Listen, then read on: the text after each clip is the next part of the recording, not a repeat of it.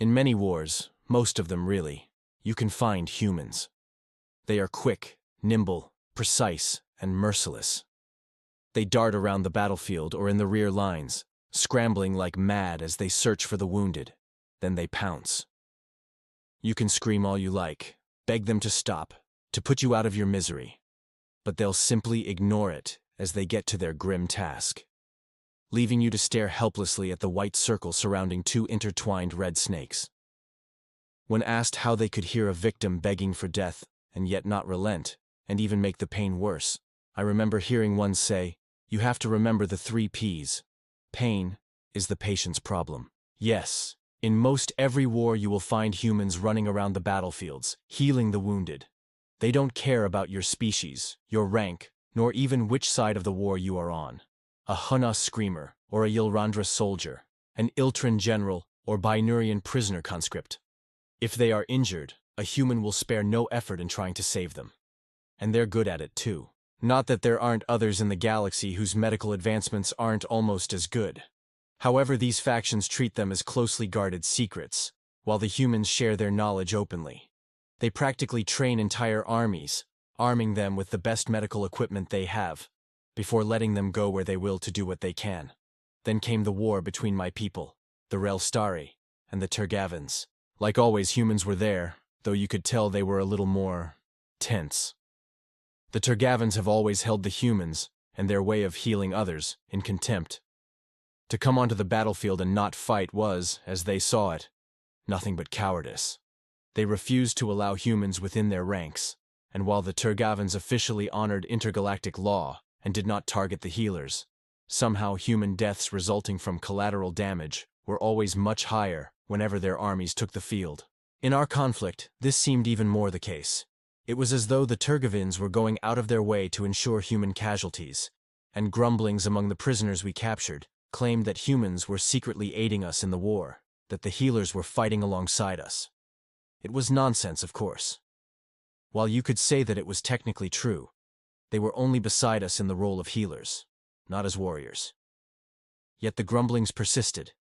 The Tergavans' harassment of the humans intensified, and then one day all pretense was finally dropped. Before the entire Galactic Union Assembly, the Tergavan representative officially accused humanity of fighting alongside us Relstari on the battlefield. For evidence, they showed a carefully cropped still image of a human holding a small gun up to a Tergavan soldier.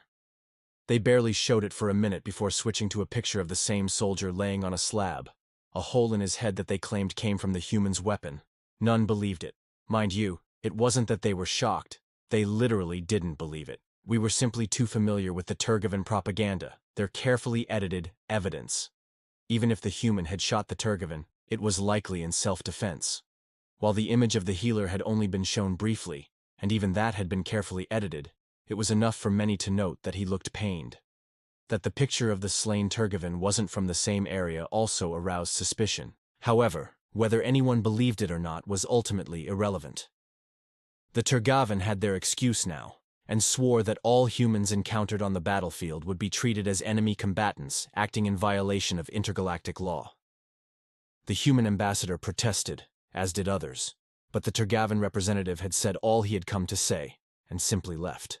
Despite these political dealings, however, the humans remained on the battlefield. They were more wary now, staying closer to our squads for protection, but kept healing both us and any wounded Tergavans they found. It was astonishing, really. As the Tergavans considered them to be acting in violation of intergalactic law, the laws surrounding their safety and treatment in the event of capture no longer applied to them. And yet they continued healing, continued what they considered to be their sacred mission. That was until the attack on their colony of Venice. Now, before I continue, no, it is likely not the Venice you're thinking of. For everything that can be said in praise for humans, they seem to be terribly bad at coming up with names for anything. There are no less than a dozen or so planets, moons, asteroids, and artificial habitats named Paris or some variation of York. On most of these, there are at least a dozen or so cities that have the same name as well. We at first thought that they were just really proud of the history of these places, only to find out most of the humans don't even know where the name originates from. Where was I? Ah, yes. The attack on Venice. Venice was a planet on the edge of human territory near our borders, and was the central logistics hub for all of their support up until that point. Personnel would rotate in and out of there on their way to our battlefields or when returning home. Medical supplies and equipment would also be stockpiled there prior to being sent out. They even held training seminars and refresher courses for those preparing to go out, in order to ensure they were familiar with our physiology and memorize the most up-to-date treatment methods for various forms of injury or ailment. The Tergavans obviously could not allow such a place to exist, and initiated a planetary sterilization bombardment from orbit. Ordinarily, such an act would be in violation of intergalactic law, but the Tergavans once again used the excuse that human healers were violating intergalactic law and secretly acting as combatants.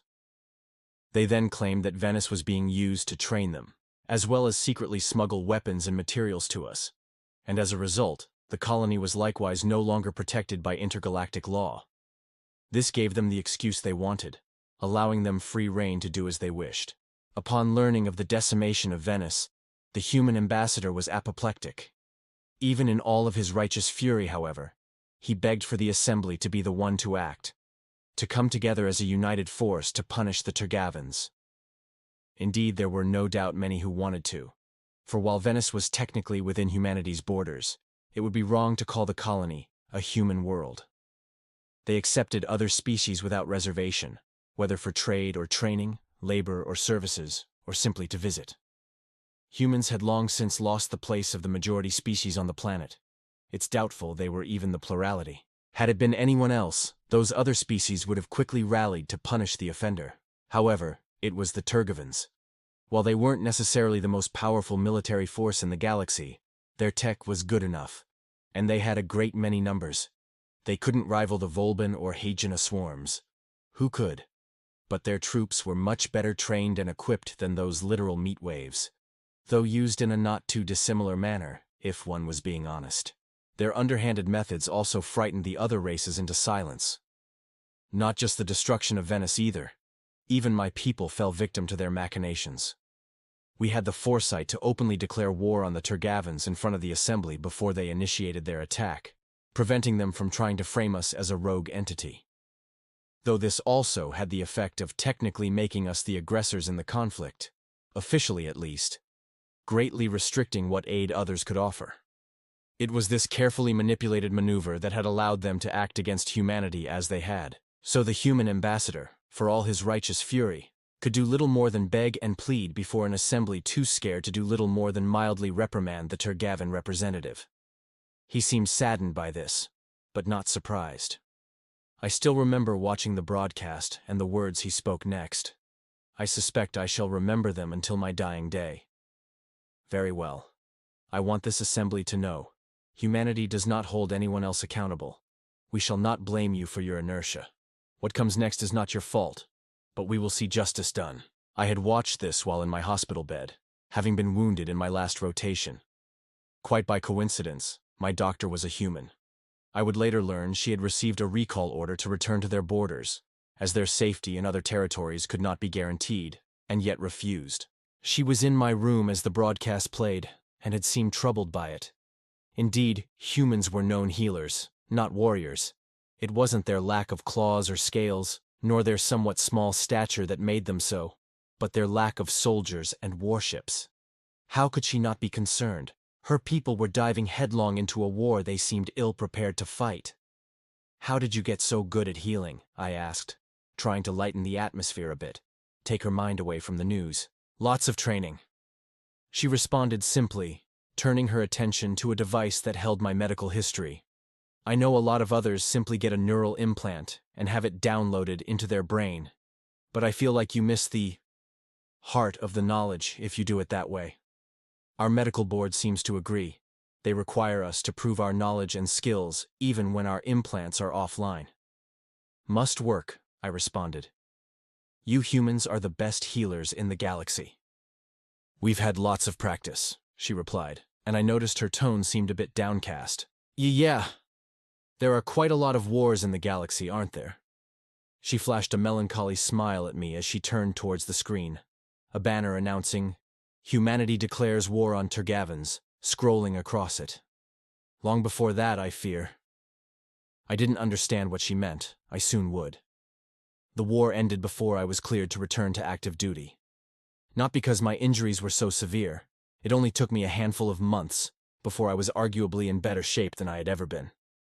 However, in that time, the Tergavans had been soundly defeated by humanity. Thinking back, how had we been so blissfully unaware of just what they were capable of? The speed and swiftness to maneuver nimbly over adverse terrain, the strength to do so even while carrying a galgak over their shoulder, the unnerving stealth that allowed them to move through the battlefield like ghosts, and the determination to be willing to charge headfirst into an artillery barrage for the sake of their goal. Give that a gun, and a clear enemy, and may the gods have mercy. For our healers are merciless, whether they're treating wounds or making them.